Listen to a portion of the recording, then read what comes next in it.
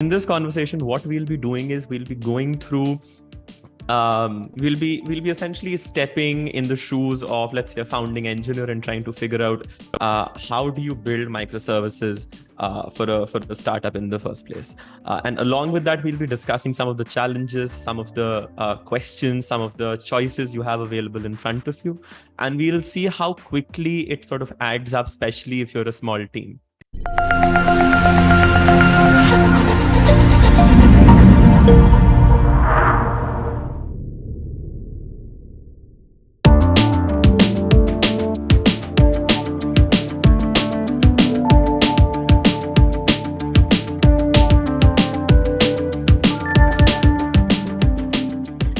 Welcome everyone. Hope you're keeping well and staying safe. This is Hafsanjum and I am working as a community executive at Recro, wherein we are working towards building an exclusive community for developers to help you get connected with like-minded people, build your network and grow professionally.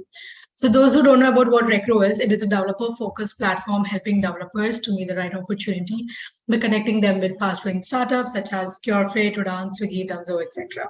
So welcome to Recro Talks today. And today we are going to discuss on system design and how you probably don't need microservices. And our guest speaker for today is Shreyansh Pandey. He is a consultant software and a security architect.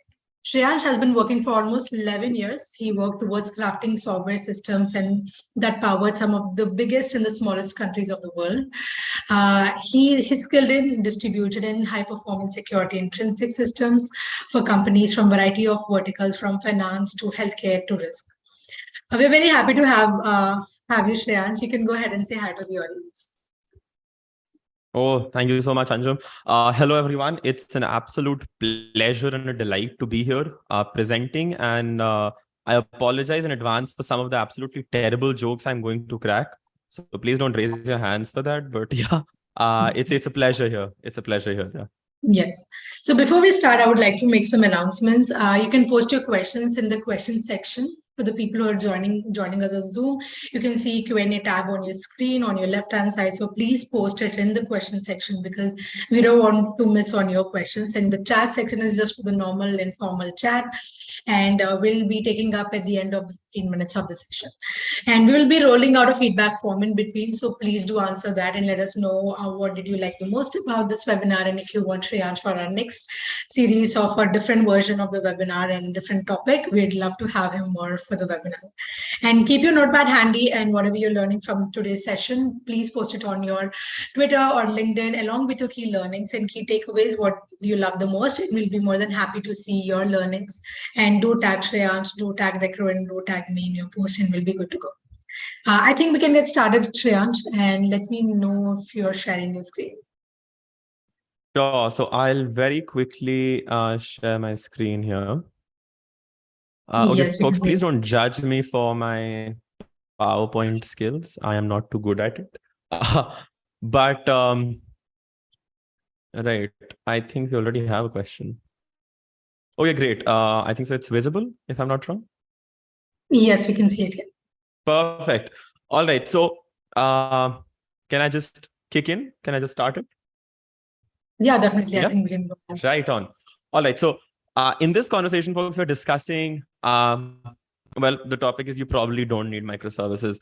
And I'll give you a little bit of a background from where I'm coming with this conversation here.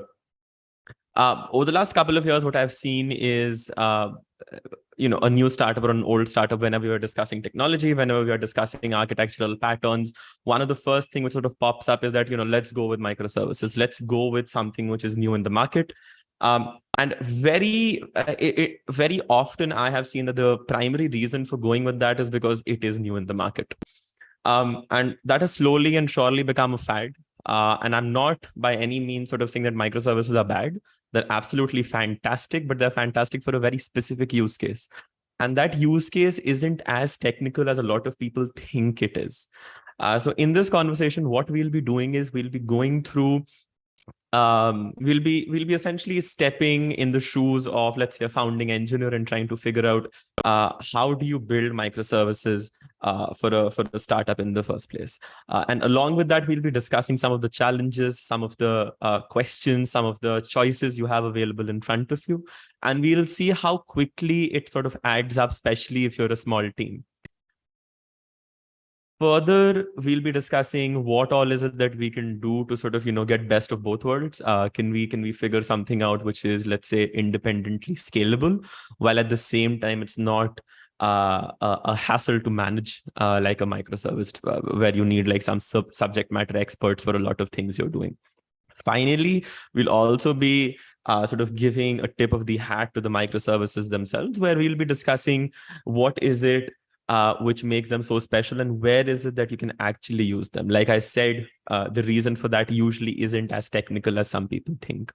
So we'll be diving a little bit into that. So with that, I would like to kick off this conversation. Right. So I'm Shreyansh, and Anjum, thank you so much for the rather lovely introduction.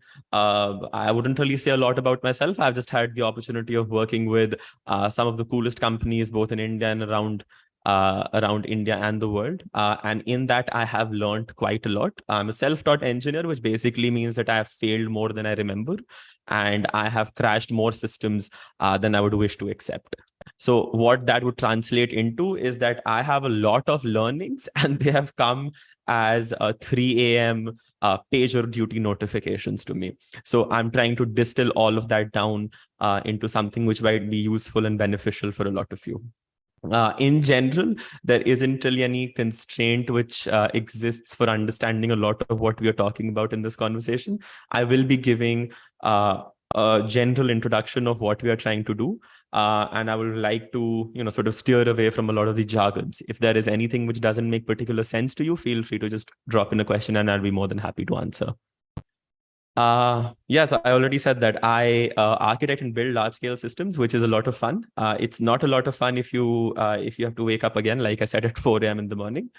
And I have a couple of social media profiles. I'm not really active there apart from LinkedIn because, everyone needs a job.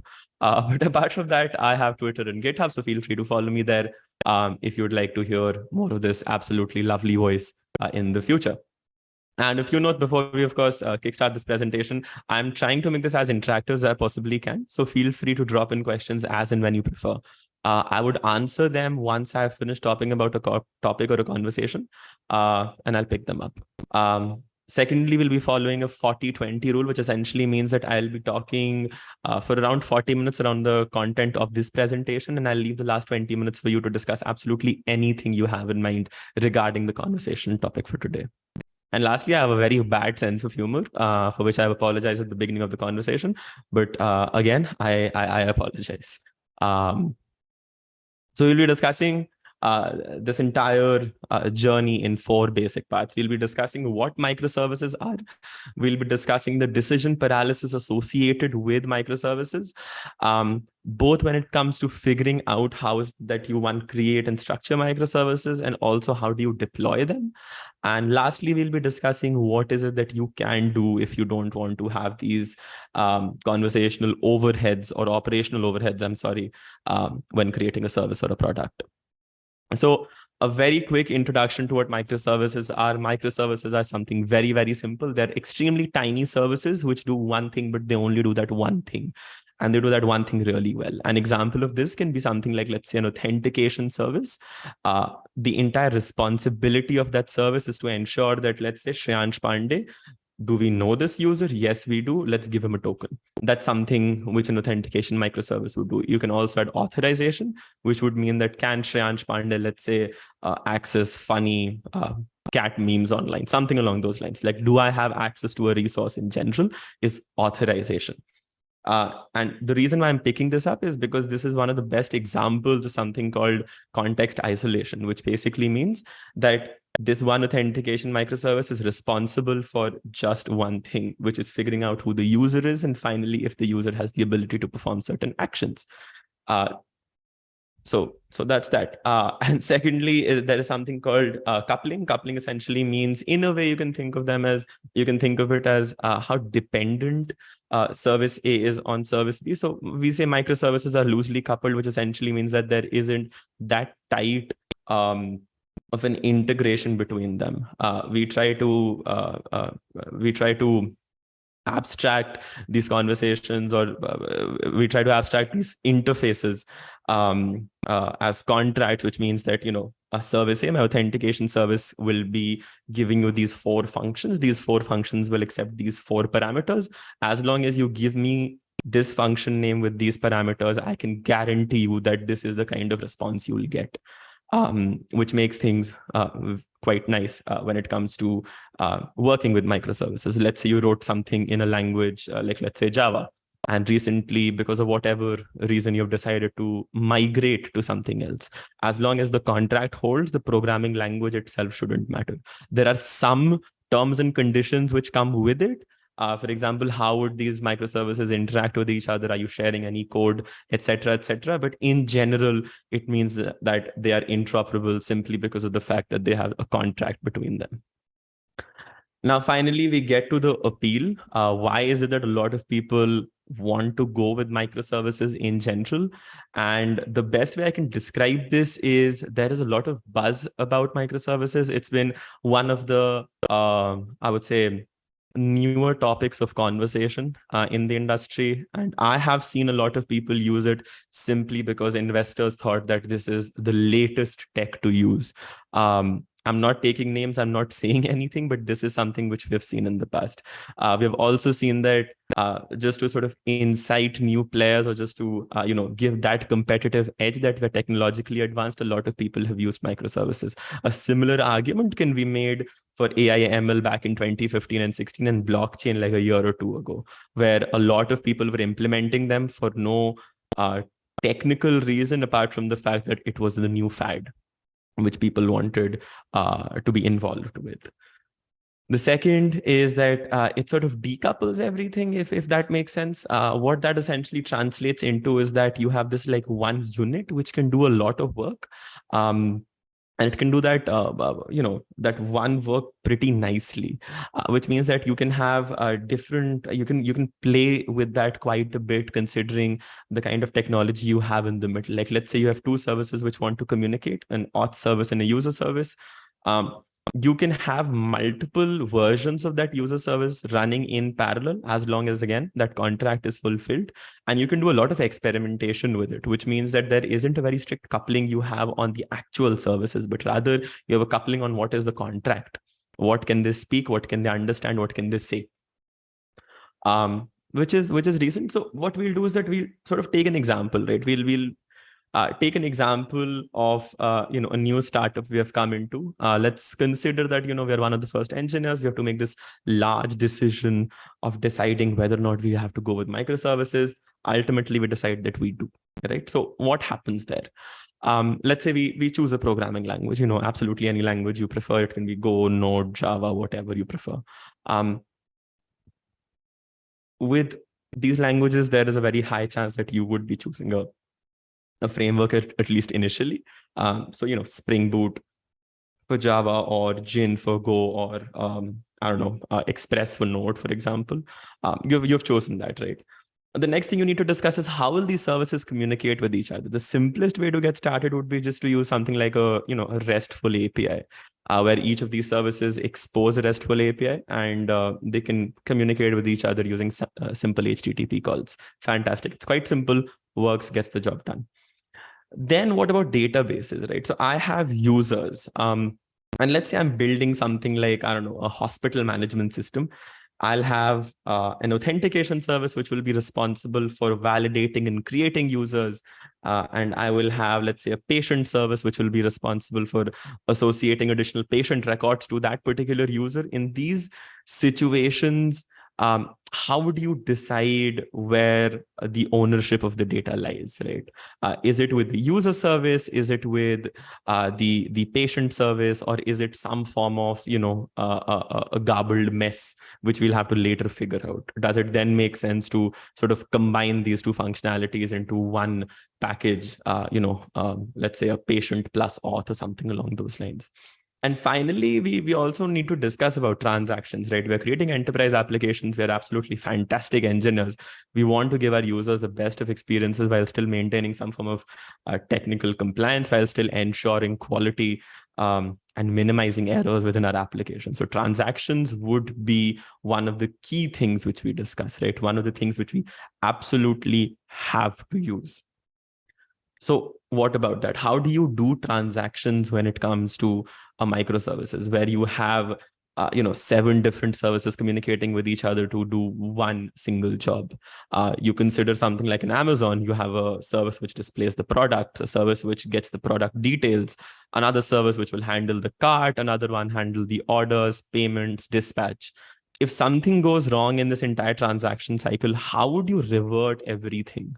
How would you go about changing whatever piece of data you need to change to reflect the latest status, right? Or if something inconsistent happens in your database, how would you ensure that inconsistent state change is not persisted in your data engine, right? So that's where we get into transactions, and we will then sort of expand our conversation into distributed transactions. We'll have sagas and a lot of different things which would take a lot of engineering effort, things which would take a lot of managerial effort, and things which would take a lot of cognitive effort to think about, to reason about, and finally to build, deploy, and test. So, okay, all of that aside, we have now built everything, right? We have 7 to 10 different services lying in our data center. They're running on AWS. Everything is absolutely fantastic, right? Like we have them with us. How do you go about thinking that, okay, AWS is our cloud of choice? How do we deploy this in the first place? And a couple of conversations sort of sneak in here. How would you route different requests to the correct microservice? How would you handle authentication within the services? Like, let's say a standard user shouldn't be allowed to access billing details, right? How would you handle that kind of authorization mechanic within microservices? You have one service, but now it needs to add another layer in front of every other service to essentially do fine-grained access control or role-based access control or whatever you have in front of you. That's where we get into another territory of deciding and defining what is a decent job here. Can we just, put a shell script and deploy everything all at once, or do we need to figure something else out? When I say DevOps, there are a couple of things which come into mind. What kind of API gateway you're trying to use, which is essentially how you route requests to the service which will handle them. Like, for example, /user would be the user service, /auth would be the auth service, so on and so forth. If you have deployed or if you have chosen a specific API gateway, how would you configure it? There are tons and tons and tons of examples. And just to give you a very simple idea of how big this space is, if you Google right now CNCF landscape, if you open the first website which is, I think, so landscape.cncf.io, you will see the sheer amount, the sheer number of services which are available to you at this very moment. There are at least 5 different API gateways I can name. There are 3 different distributed configuration stores. Configuration stores to hold key value pairs, essentially, you can think in a way. How do you make the decisions? You understand the kind of cognitive overload you have had to undertake in the first 1 week of deciding to go with microservices at whatever stage within the journey. And before we get into the solution, do you folks have any questions with all I have said till now? Like absolutely anything which comes to mind here?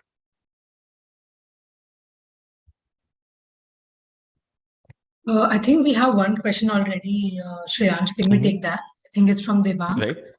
And he's asking how to define up to what level we can keep the app in monolith to convert into the microservices. I'm sorry, can you repeat that, please? How do we decide to what extent? To what level can we keep the app in monolith to convert into microservice? Okay, so if I understand the question correctly, it is, when do we make the decision of going from a monolith to a microservice? So Devang, that's actually a great question. I would probably want to answer this at the end of this conversation, because right now we are not discussing how do you go from a monolith to a microservice. We're saying let's completely skip the monolith stage in the first place. Let's directly go with microservices. I'm trying to explain how when you make that kind of decision, there are certain additional factors you need to account for. With the question you particularly asked, that is something which we'll be delving with, but towards the end of this conversation. So if that's all right, I'll probably answer it in a while. I see another question from, I think so, Vinayak. Yes. Yeah. How to put authorization amongst these 7 to 8 microservices properly. All right, so that's actually a very decent, very nice question. And I'll answer this in 3 different stages. The simplest solution, which doesn't really offer you a lot of flexibility, but it does get the job done as quickly as possible. The second, which is sort of a compromise between managing these services and developing these services. And lastly, something which is slightly more complicated, but is infinitely flexible. So at the most primordial level, the simplest way of putting authorization would be to essentially use some kind of role policies, right? Which would basically mean that, like, let's say you have your authorization service, and that would expose some form of a server to server or a service to service communication API, which will contain that, like, let's say user Vinayak is allowed to execute these actions because he falls under this role. That one role can be, like, let's say admin. So you can predefine that an admin can do absolutely anything, right? This is the simplest thing to do. You can then have like multiple roles within that. Like, let's say you have an owner, an admin, a billing admin, a user, etc., etc., etc. Whenever you get an authentication token, whatever authentication token you guys are using, like it can be an opaque authentication token, or it can be a JWT or whatever have you. The requests are then forwarded to the authentication and authorization microservice, which would in turn reply with either an unauthorized error, or it'll just let the service communication go through. Something which does this quite fantastically is an API gateway called Traffic, Traefik. And what these folks allow you to do is they allow you to build your own very, very tiny service, and they allow you to send them a token, and based on the kind of response, this HTTP status code you send, Traffic will make the decision of whether or not the request should go through. Which makes your job very easy, because you don't have to figure out how would you send the data, how would you get that data back, how would you forward all the request parameters correctly. For example, if you have a redirect in the request, this becomes especially tricky. So you can use a nice API gateway like Traffic for that. At the middle layer, you can take this a step further by defining resource-based access control, which would essentially mean that every role would have a policy, and every policy will have a certain set of actions. So for example, let's say you have a entity called a user, right? It can have, let's say, 4 operations: create, read, update, and delete. You can say that an admin policy contains, like, let's say, user star, which means that you can do absolutely anything to the user. It can be billing read, right, which means that you can only read the billing information as opposed to updating it or deleting it. What this the downsides, of course, are that it requires a fair amount of understanding of the kind of data you have before you even get into this.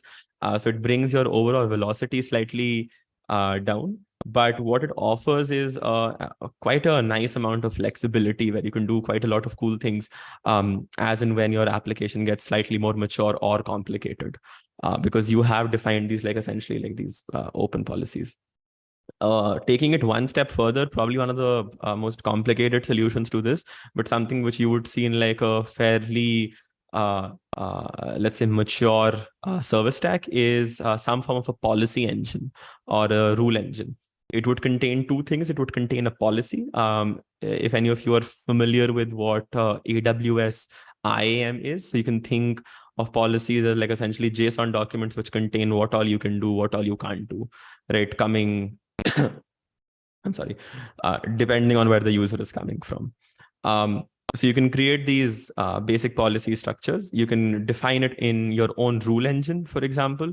And what you can do with this is that you basically have an absolute infinite canvas to experiment with. You can define things like, if the HTTP request path is X and users ID is this, and they're not a member of this group, and they haven't made these many requests, then only deny authorization.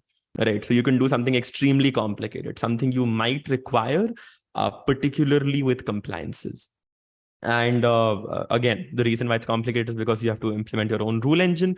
However, one thing I would recommend is to look at something called Open Policy Agent, which does the entire rule engine part. You can write these policies in something called Recro, which is OPA's language, Open Policy Agent's language. And you can embed that within your own stack and get all of that done.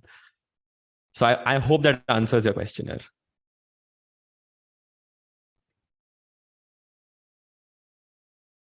Yes, it will sit between the rule engine. Sorry, it will sit between the microservices. Yes. So essentially, the way this would work is that let's say a request comes, it hits your API gateway.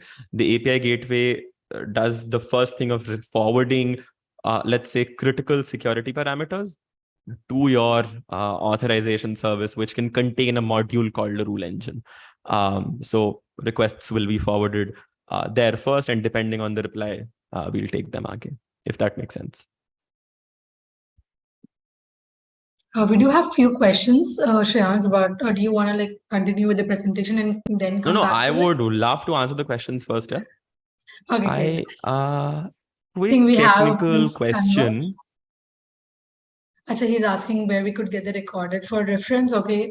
For people who are listening to us, we are actually live on LinkedIn and YouTube. So if any of your friends want to watch the live, or if you want to share, for the people who are joining on Zoom, please, you can share and refer the live link of our Recro's YouTube channel or LinkedIn channel, and we'll be live over there.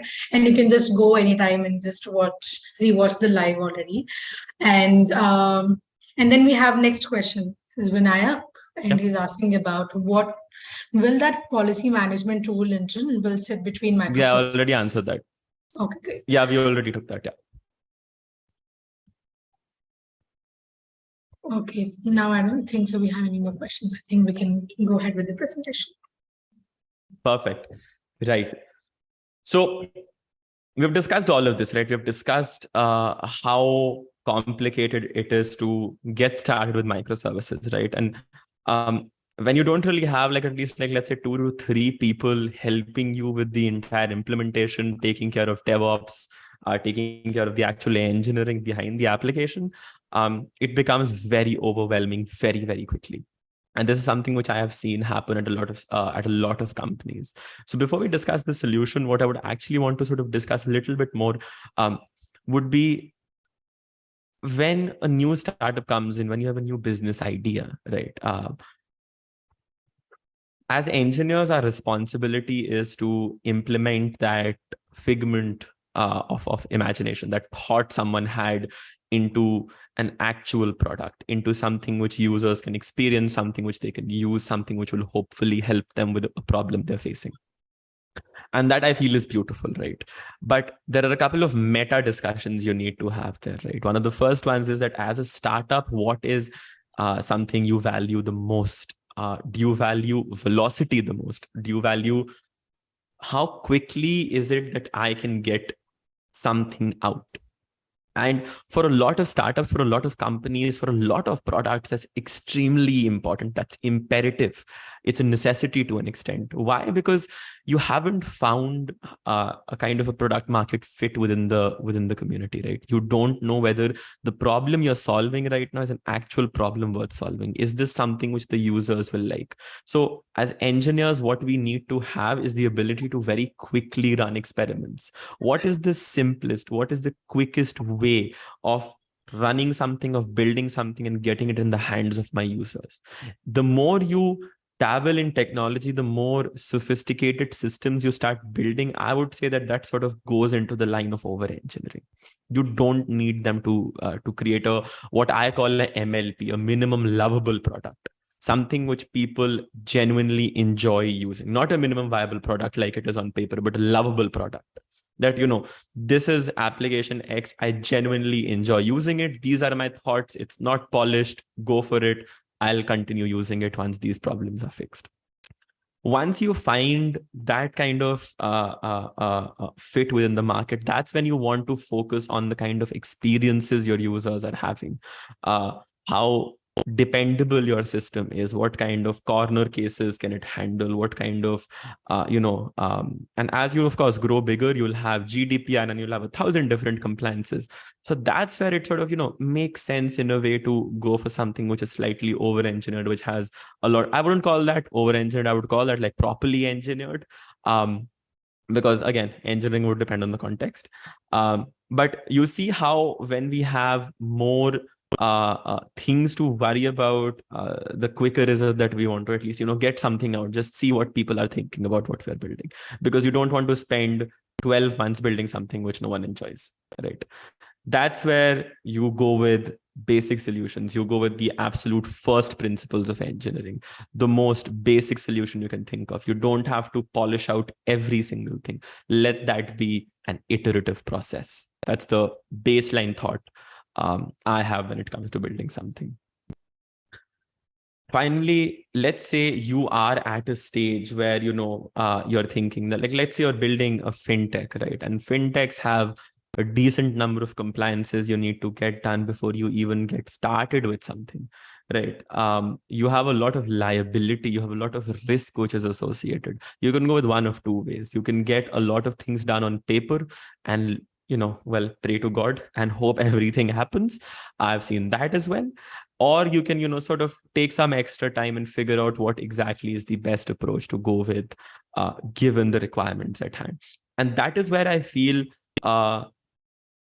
a service-oriented architecture, SOA, sort of makes a little bit more sense. So SOA is, you can think of it as like sort of an umbrella on top of microservices. Service-oriented architecture essentially deals with any sort of application architecture where entities are services, right? They're handled by services. Now you have a lot of patterns within that. One of that pattern is the microservices pattern. You also have nano services.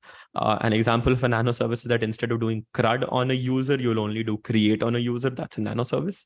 But going with a service oriented architecture, sort of taking a step back and seeing what the bigger picture is, makes slightly more sense, because there you can make a decision that this is that one particular thing. Going back to the example of a fintech, you would have compliance around how you handle card data, how you handle personally identifiable information, etc., etc. That would require a lot of guardrails, a lot of logging, a lot of auditing, a lot of monitoring. That is something you can probably extract out into its own service, right? You can merge them. You can create one service which is handled for which handles the critical aspects of your entire journey. That makes compliance a piece of cake. If anyone is familiar with something called PCI DSS, we have done this at a fintech which required PCI DSS right from the get-go. So we did have to sort of engineer it slightly more than I would have personally liked. But what that meant was that additional 1 or 2 months of effort meant that we were live ASAP. Our compliance got checked off in the first go, which is fantastic. We didn't go with microservices. We went with something in the middle. You have 2 monoliths because they are divided in 2. They're not as heavy as one would be. There are still certain considerations around how you transfer data, around how you store data, around how you handle transactions. But this is where you need to sort of make those decisions, because this is something which is imperative for you to essentially deploy. What this also means is that you are easing into the process of creating an extremely complicated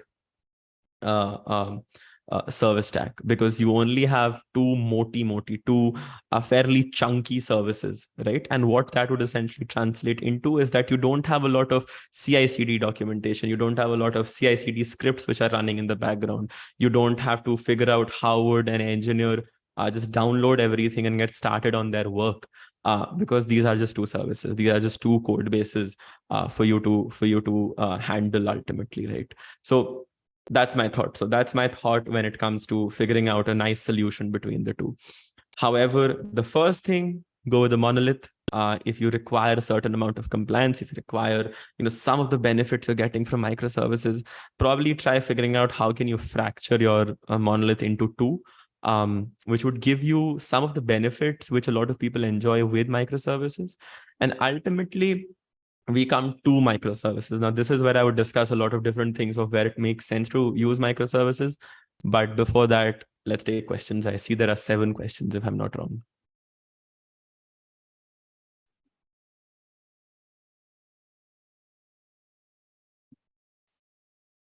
Yeah, I think the above questions, I think we already answered. And after that, we have a question from Ayush, and he's asking, what are the different ways to communicate between microservices other than the RESTful APIs? Right.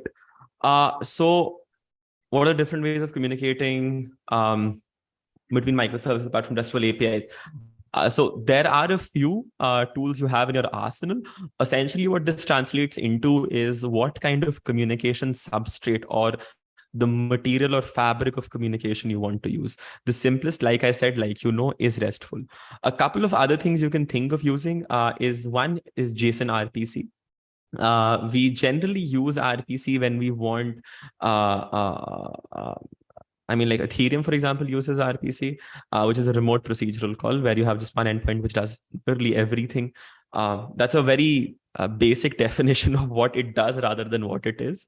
But there is an example of using a JSON RPC communication substrate. You also have something along the lines of what do I call them? Uh, Structured encoding format would be the best way of saying what it is. So an example would be like, let's say, message pack or protocol buffers. I personally prefer protocol buffers, but what message pack would offer you is a more compact way of representing whatever data you have in a binary format. So it's not as big as JSON, but it's not as small as true binary encoding. JSON RPC, sort of falls into the decision paradigm of thinking about how that actual service works as opposed to how does it communicate with one another. But RPC in general are one of the ways we use we think about communication. Another example is gRPC. So you have gRPC, which is Google's answer to how RPC works. It's a tried and tested way of doing things. It works fantastically with protocol buffers I was talking about. The reason for that is that protocol buffers allow you to have static typing for your messages, which means that you can define that when someone sends me X parameter, the type has to be like, let's say, an integer, an int 32 or a floating point a number or something along those lines. It also makes backwards compatibility, which is absolutely imperative in microservices, extremely easy. And finally, it gives you a fantastic performance when it comes to encoding things on the wire. Ultimately, when you talk about gRPC, which is the way the communication works as opposed to what the language of communication is, that's where it offers you a lot of other benefits over REST. So traditional REST isn't truly bidirectional. You can use protocol negotiation and go to something like a WebSocket, but again, that's a different story. What gRPC offers is bi-directional streaming. So if you have something which depends a lot on streaming data, you can sort of get that done with gRPC quite well. And secondly, you have a lot of code which is also generated with gRPC, or rather a lot of RPC frameworks do this nowadays, starting with gRPC, where they generate a lot of service definitions for you. Which means that if you're a fan of, ensuring that one schema sort of translates into how services are written, going with RPC would be the way to go. Other ways you can sort of communicate would be your, web services. Definition, or even to an extent SOAP, which comes under your like fairly enterprisey, fairly legacy WSDL definitions, which is how services written in Java Enterprise used to work at a point in time. So you have like a couple of options in front of you. I hope that answers your question.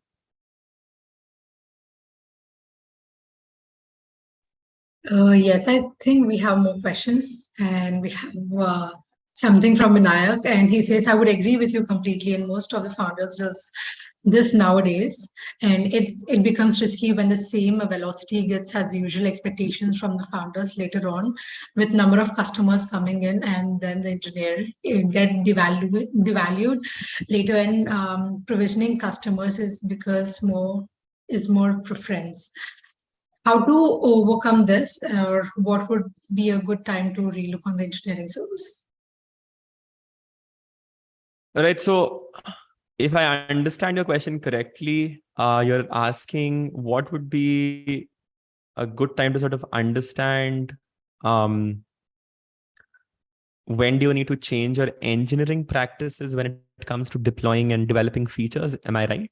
Feel free to just use the chat to give me your question. I'm sorry, I'm a little confused with what exactly you asked.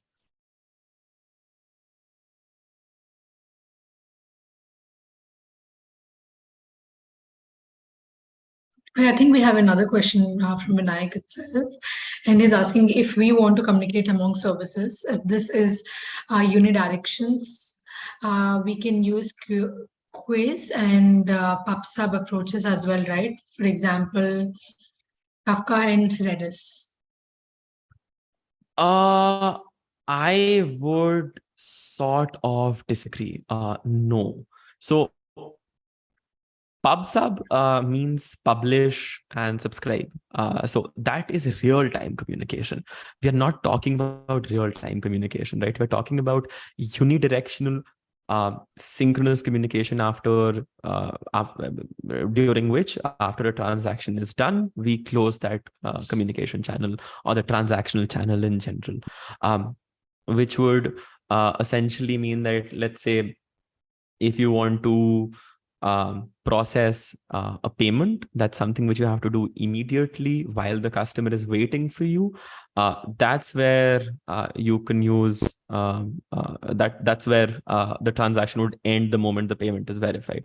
If you want something of a side effect or something you want to process when the user has had some time, when your systems have had a decent time to, let's say, reduce the load or whatever it may be, that's where you would get into queues. So you have synchronous communication, which is, I ask you a question, you give me the answer. So the client asks the server question, the server immediately responds. That's synchronous communication. That's what we usually create with APIs. Then you fall into asynchronous communication, which is, I ask the server a question, a client asks the server a question. The server says, I will reply when I want to reply, right? You don't care about the reply right now. So yeah, I'm busy. Let me enjoy, right? That's what the server does. That's where you get into something like using a queue, that you have something pushed to a queue. Like, let's say you bought something, sending an email takes a fair amount of time. Why do you want to burden your server with that, right? So let's just push it to a queue.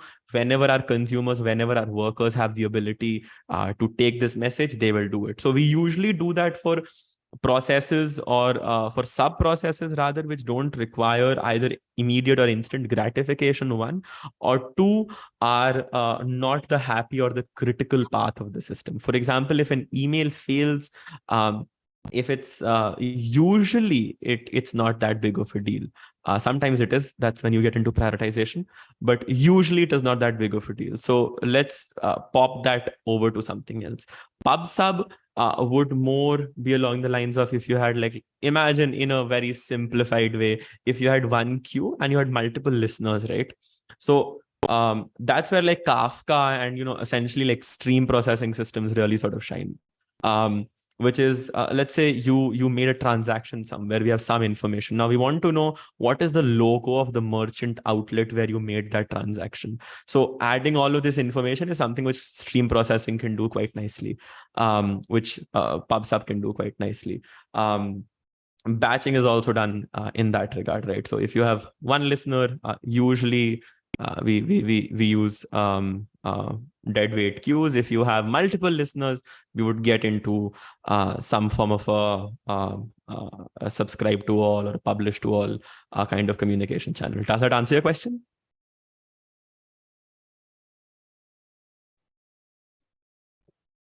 Okay, I think he's saying yes. Great. Right. So next question. I mean, when is the good time to move from MLP to To microservices? microservices. All right. Okay, got it. So I don't have an answer for you for that, because it truly depends on what is it that you're trying to build. Um, there isn't a one size fits all, sadly. So an example I can give you is, like, let's say you've built an MLP, you've built a product which is loved by users, something which is loved by, let's say, your investors as well, by you, by everyone on the team. Fantastic. Now we need to take it to the next level. You've figured out what kind of features people are enjoying, so let's double down on those features. With that, you also figure out that we need to do, let's say we want to expand to international markets, we want to do GDPR, or we want to do something along those lines. Um, that is where going into some form of service-oriented architecture would make sense. The other reason, to specifically answer your question, to microservices, usually we do that when we have cross-functional teams. And so I talked initially about how microservices, the reason for choosing, or the reason for going with microservices 99% of the times, isn't really technical. It's more organizational. This is the reason I was talking about, that microservices should basically reflect the organization of how your microservices are, should reflect how your organization actually is, which means that, for example, if your engineering team has, like, let's say 10 sub teams, there would usually be around 10 services. Each one of those teams would be responsible for managing one of them, which would make a lot of things sort of isolated, which would mean that you have their own, they have their own sort of deployment strategies, that they have their own set of tooling, they have their own everything else, right? So they are this one block which works with everyone else, and they release contracts which are then consumed by 9 other services, for example. That's where it would make sense. Finally, where would it make sense to go with microservices from the beginning? There are very, very, very, very few cases where that does ever happen. But if you know that you are, like, let's say, migrating from version 1 of a project to version 2 of the project, and there are certain data characteristics and requirements and data flows which don't really work that well with what you had previously designed, but you can work with them in a much better way if you had some form of async processing. And again, given you have a fair amount of time, you can go to microservices. Again, that's just like one very basic example of something I have done in the past, something where the requirements existed, that, we can now go with microservices, because one, we have the people, and two, we have an actual requirement. I hope that sort of answers it.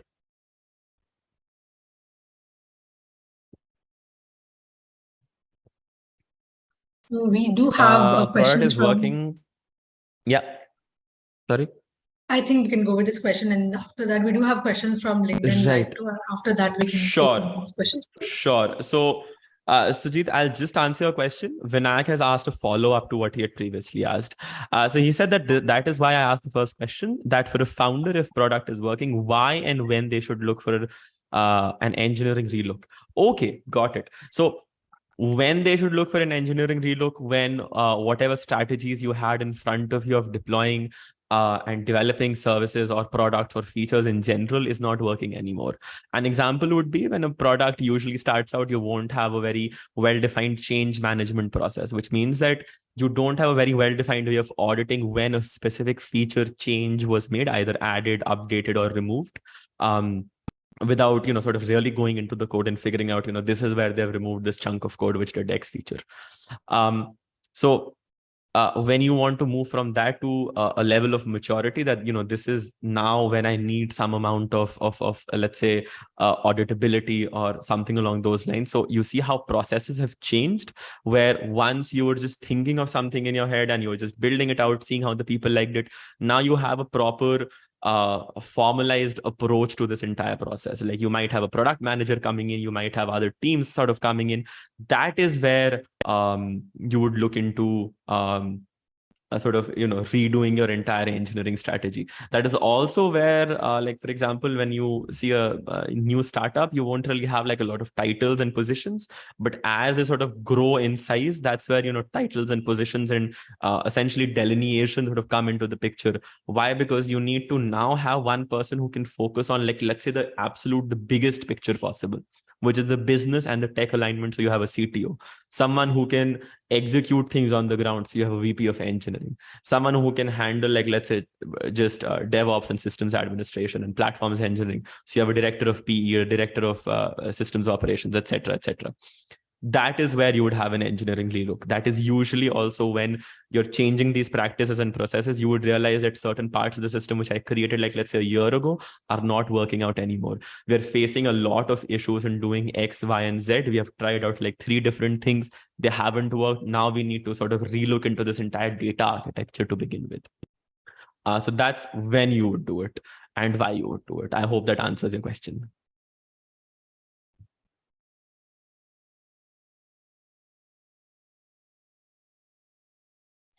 Do we have any more questions? I think we kind of missed one question, Shreyansh. Yeah, we from That Sujit, right? was, So Sujit yeah. asked, Java-based microservices are having lesser scope than front-end projects. I feel that's not a very correct comparison. Java-based microservices having lesser scope than front-end projects. I mean, not necessarily, not really. I wouldn't say that's a the reason why I say it's not a correct question is because those are two inherently different things. Where one is, very traditional backend engineering and architecture, and the other one is, well, front-end engineering. So I would probably say that both of them are different in their own regard, and they are quite absolutely fine where they are right now in the market.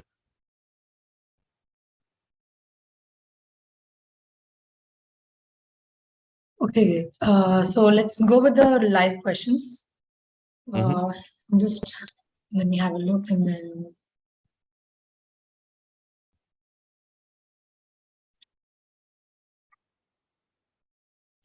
Okay, so one question is, how much effect does it make if UI is not designed well with low-key system design?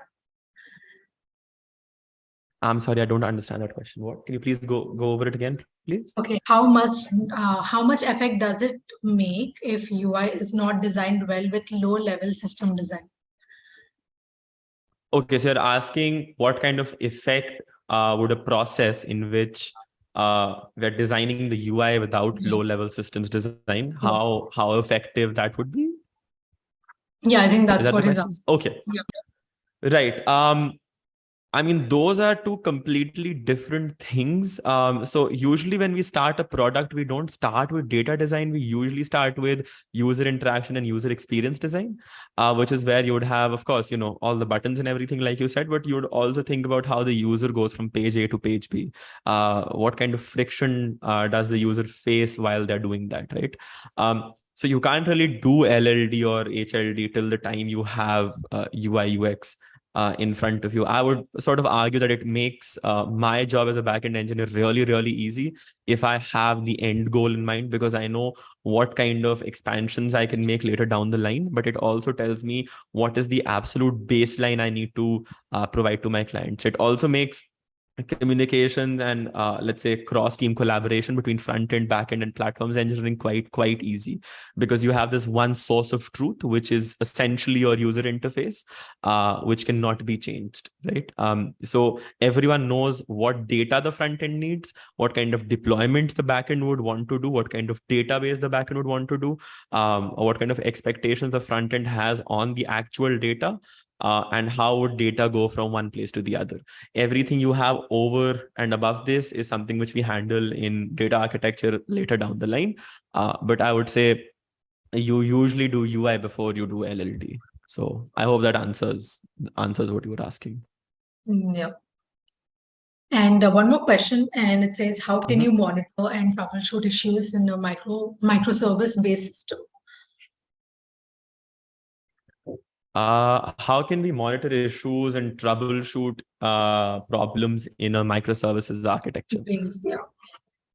Right. So that's a fantastic question, because I've had a lot of experiences in racking my head for like 5 hours before we had these like really fancy tooling available to us.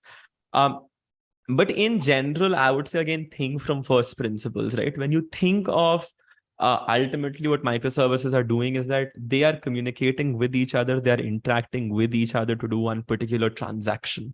That transaction can be like, let's say, signing a user up. And what I would do in this particular example is that I would say, let's say there are 3 stages to creating a user. You create the user in the database, you store some information, some hashed information about their security parameters and credentials. And finally, you send them some email that, like, welcome to Recro, for example, welcome to the community, for example, what Discord does, right? So you have 3 basic stages. To do this from A to B, to do this from start to finish, essentially, you have these 3 things you need to do. Let's say these are handled by 2 services. User creation is handled by your user service, and sending an email is handled by your email or communication service, usually. We now need to figure out if there were issues, right? So what I would say is you break this transaction down into 2 sub-transactions. The first sub-transaction is, let's say, inserting that data in the database, right? The second sub-transaction can be publishing a message on a message queue. Again, I think so Vinayak sort of asked this question, can we go with Kafka or Redis or PubSub? So this is an example where you can, where you send the user details, which the communication service will then pick and send an email, which can be another sub-transaction.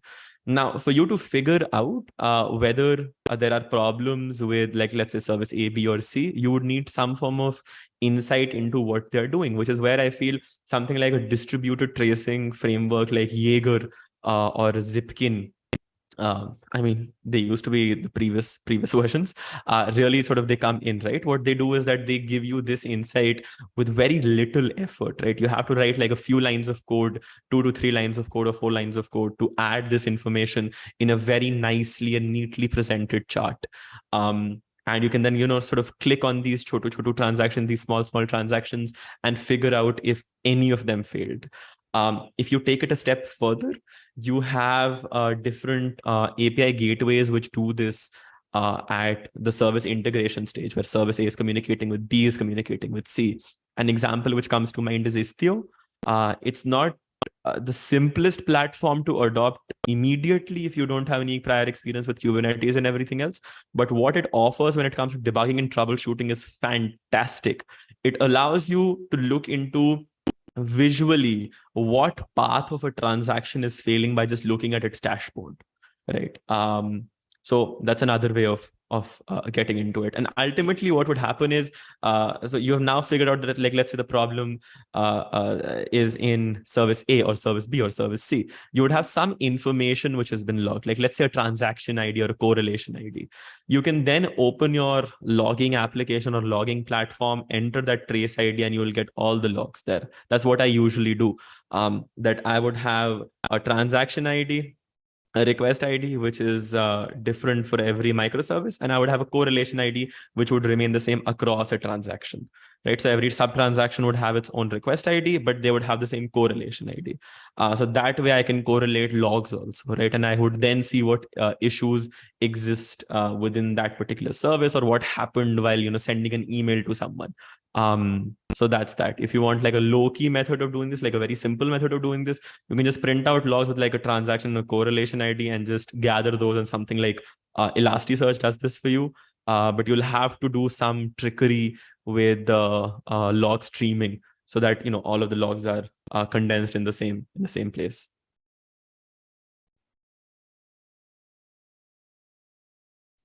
Yeah. I think we just have a few more questions. And for the people on Zoom, if you are having any questions, we're almost on time, but we'll be taking up last questions, like few 5 minutes questions. If you can drop down quickly in the Q&A tab. And Shreyans, I think we can stop the presentation. Sure. I mean, I can't. Oh, guys, I'm sorry. I forgot to say thanks. Feel free to give me your questions. Right. Okay. Yeah. I think I've stopped screen sharing now. I think so. Yeah.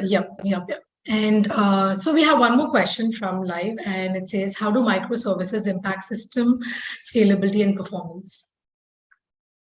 How do microservices impact system scalability and performance? Can you define a question slightly more, slightly further? Because the general thought process has been that microservices give you better performance and better scalability. Better performance, why? Because you now have one service which is like, let's say, running on some form of a distributed cluster compute machine, like let's say a Kubernetes or whatever you have, right? In its own independent state with its own independent internal data, right? Which is not affecting anything else around it. So usually that is better for performance, right? You can individually scale everything, and scalability sort of ties into that. Now, because you also have a specific service for a specific job, you know that, like, let's say if it requires extremely specific hardware capabilities, like for example, you have seen all of these testing platforms which do browser testing in the web, right? On their own page, they need to run Selenium, right? How do you virtualize a virtual machine? Right. So you would now say that, I've created one microservice which can only run on bare metal instances. So you have great flexibility when it comes to doing that as well, right? That you have already isolated and let's say sort of bounded so much of that context that you can now choose and pick wherever you need to deploy this, or whatever specific resource constraints these functionalities have or would consider to function properly. So I would say that's the other kind of deal. Negative side there, you really have to do a lot of figuring out before you get into this realm. Like, for example, what I said sounds quite easy to do, but you would have to get into node affinities and anti-affinities and labels and a lot of different things. And then you would have to deal with AWS billing. And I did like 4 years of college figuring out how to do math. I still don't know how AWS billing works. So that's the kind of deal you have to do, right? So, ups and downs. Yeah. I think one last question, and it says, how can you ensure consistency and coherence across different microservices? How can we ensure consistency and coherence across different microservices? So can you define consistency and coherence? Like, in what way are you using those words here? This was the only question I think we got. Yeah, I did not well down into that more, to be honest. So if I understand consistency, I would imagine you're talking about data consistency. If you talk about how data remains consistent across microservices, that itself is a fairly vague discussion. But the simplest way to tackle it would be, like I said, transactions, if that makes sense, because you have a lot of definitions of consistency, right? If you have, like, let's say, consistency talking about how do you upgrade from, like, let's say, microservice A version 1 to version 2, how would you ensure consistency there? That would be how you handle consistency and backwards compatibility within the data layer. If you have consistency across transactions, that would be, well, distributed transaction sagas and, two-phase commits and all of that jazz. If you talk about consistency in communication formats, in communication substrates, that's where you would go into protocol buffers, and that's where you would go into numbering each of your fields, which is what protocol buffers do, by the way, to ensure backwards compatibility. So consistency, I would say, is sort of a vague term. If you can define it a little bit more, I would be more than happy to answer that. Coherence, I don't understand. Do you mean consistency when it comes to writing the application? Like, how do you ensure consistency in how the code looks? I'm not really sure. Just define it a little bit more and I'll be more than happy to pick it. There's one question here, Anshum, from Sujit. So he is sort of, reframing the question he asked. I just want to know if APIs are common while front end. If is APIs are common while front end is at mobile, web, and desktop app. So is trend going to the front end side as there is more development required? What is your opinion? Okay, so you're saying that because they are just APIs, is there more scope in APIs, or is there more scope in front end? Because there are, like, there is web front end, there's mobile front end, there's a, desktop front end, so on and so forth. I would say if you fracture down, or if you, sort of boil down what APIs or backend engineering essentially is, backend engineering and front-end engineering can be compared. API development and front-end engineering cannot be compared, because that's like saying, what is the difference in scope between web development versus backend engineering, right? Because these are two completely different terms at two completely different levels.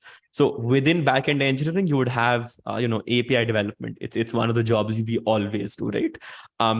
Within front-end engineering, we do a lot of other things as well. So mobile, web, desktop optimization, figuring out, giving a great experience to users with, like, let's say, lower network bandwidth, etc., etc.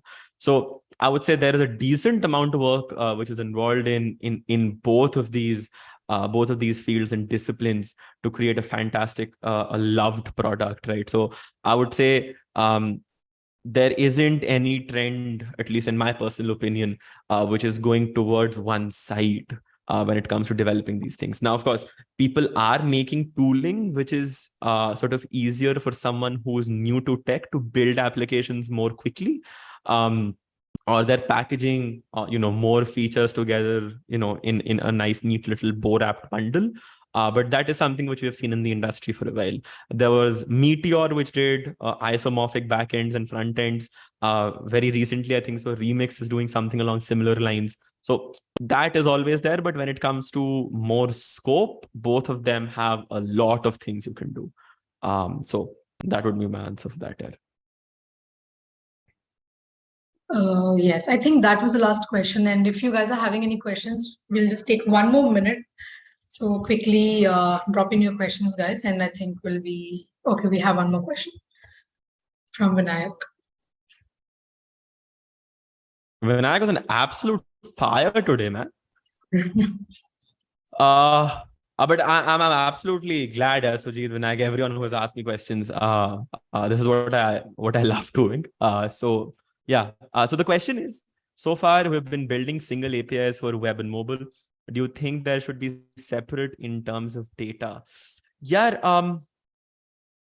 I would say in certain instances, yes, it makes sense to build a different API, but then again, think about it. When you're building a different API, you are rewriting a lot of code, regardless of however modular you can be, you're still writing a lot of code. In terms of what exact data parameters you want to extract, right, from the data you're getting, I would say that can boil down to how you do things at the API response format. And a great example of this, I would say, is the JSON API specification. So the JSON API spec, if you Google it, it basically says that give the minimal amount of data which is a cross between all your platforms. Like, let's say your desktop requires your first name and last name to render a page. Your mobile requires first name, last name, and email. So my backend in the first default response would send first name, last name, and email. It's one additional data field, but data is now cheap. So we don't really care about it that much as we used to, like, let's say 10 to 15 years ago. The second thing we get into is that what if you want more information about the user? Like, let's say, what if you want the gender, the sex, what if you want the age, the date of birth? That is where you can make the APIs accept more information. Like, for example, they can have an include parameter, which would then respond with the additional fields you have requested. So that way you're sort of killing two birds with one stone, right? Where you have just one API, but it can filter out the data. Another example would be going into GraphQL, but I wouldn't really recommend that for this kind of a use case because one, it's more engineering effort. There is some code generation, but even then it's new technology, new concepts you have to wrap your head around. Still, you have to write some code. So I would say steer clear from there for something like this. But yeah, if it becomes like huge, then GraphQL would be your buddy. So that. Yeah, I think that was the last question. And well, that brings to the end of this wonderful session. And I would like to thank each one of you for joining us. Hope you learned something new from today's session. We will look forward for your post on your LinkedIn, and please fill out the feedback form that I dropped in the chat. And let us know what did you like the most and what's something that you're having a takeaway from the session today. And we had an amazing presentation, Shreyansh. And I think most of our audience, half of the presentation was just driven by the questions from our audience, which I really appreciate. And don't forget to tag Recro, tag Shreyansh, and tag me on your post. And if you want to have any advanced version of this topic, or if you want to take any, if you you want to listen to any other versions on the same micro frontends or system designs from Shreyansh, please do drop me your suggestions on LinkedIn, or you can reach out to Shreyansh and he'll be more than happy to help you. Right? And also, thank you so much, Shreyansh, for joining us. Thank you for taking out time and presenting such an amazing presentation. We had an amazing time, and thank you for sharing such insightful information. I'm glad to have helped absolutely anyone, and of course, thank you so much, Anjum, for calling to this platform and allowing me to like speak for like an hour and a half. It's been fantastic. But in general, I would really like to thank everyone who joined in, everyone who asked questions, everyone who learned something from this. Right. A lot of what I say might be like outdated in the next 1 year. That's how quick tech moves. But in that time, I've given you my socials. Feel free to like harangue me with questions. Yeah. I would be more than happy to answer whatever. I'll build a social media presence that way at least. But yeah, thank you so much for this. Yeah, this was a lot of fun doing, and Yes. yeah. Yeah, and before we end this session, I have a few announcements to make. We have created a community for developers called Rebase on Discord. Join our close community for JavaScript developers to unleash your true potential. So if you're a developer of 1+ years of experience, you can join the community. Connect with the experts over there, and you can reach out for collaborations, connections, and interactions over there. So the link of the community is in the chat, so you can just go ahead and join the community by filling up a basic detail form. And I've also dropped a feedback form, just another reminder, guys, and please make sure that you fill out the feedback form and let us know how did you like the webinar.